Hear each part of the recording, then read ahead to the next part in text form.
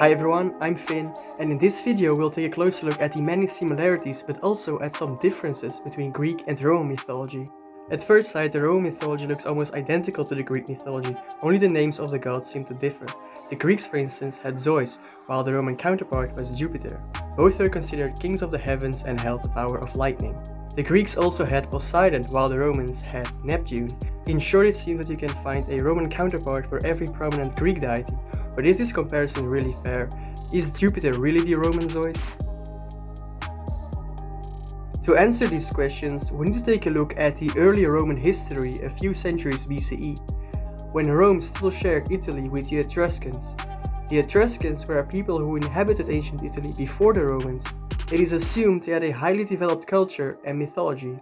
Eventually the Romans conquered these Etruscans in 27 BC, and when they did so, it is believed they also absorbed parts of their religion and mythology. In other words, even in the early days, Rome already borrowed theological elements from their slain enemies, so the Greeks were not the only ones that saw parts of their culture taken over by the Romans.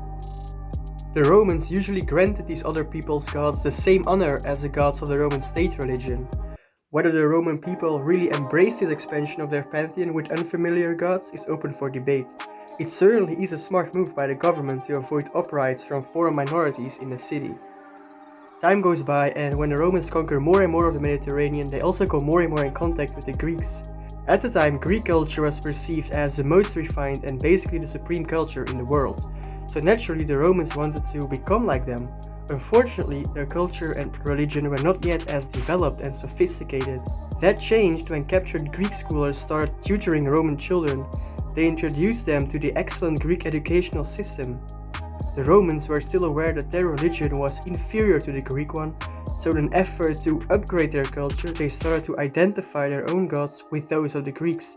They also imitated Greek literary models and reinterpreted stories about Greek deities under the names of their Roman counterparts. This process is called interpretatio graecae. So in that sense, the Romans indeed borrowed much of their mythological and religious material from the Greeks, but to say that they simply copied the Greek pantheon would be a naive statement to make. The Romans already had a pantheon, they just adapted it to the Greek model, hoping that by doing so, their culture would become more refined, because they also knew that with a more refined culture, they could increase their influence on the Mediterranean. So, now let's look at some specific similarities and differences between the Greek and Roman mythology. The first major difference is a time period. Obviously, the Greek culture is much older than the Roman culture, but how much older exactly? I feel like many people don't know the answer to that question, because in school, Roman and Greek culture are often part of the same section of history, leaving the impression that they lived somewhat simultaneously. At least where I'm from, we did it that way, while in reality it's surprising how much older the Greek culture actually is.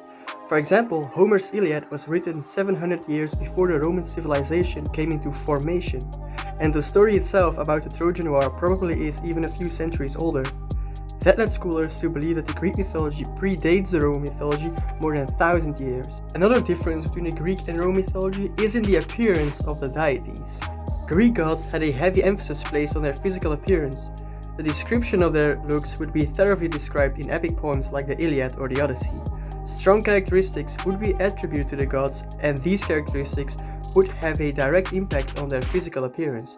In other words, the Greek gods were very stereotypical figures, where physical characteristics implied mental characteristics. For example, the crippled smith god Hephaestus, the fact that he is physically crippled immediately implies that he is also lame and stupid. Roman gods, on the other hand, were not described that way. They had less emphasis put on their appearance, and therefore most of the time there was no physical depiction of them at all, which means that the people had to interpret for themselves what they might look like. Also, the Greek gods interfered a lot with mortals on Earth, sometimes even conceiving children.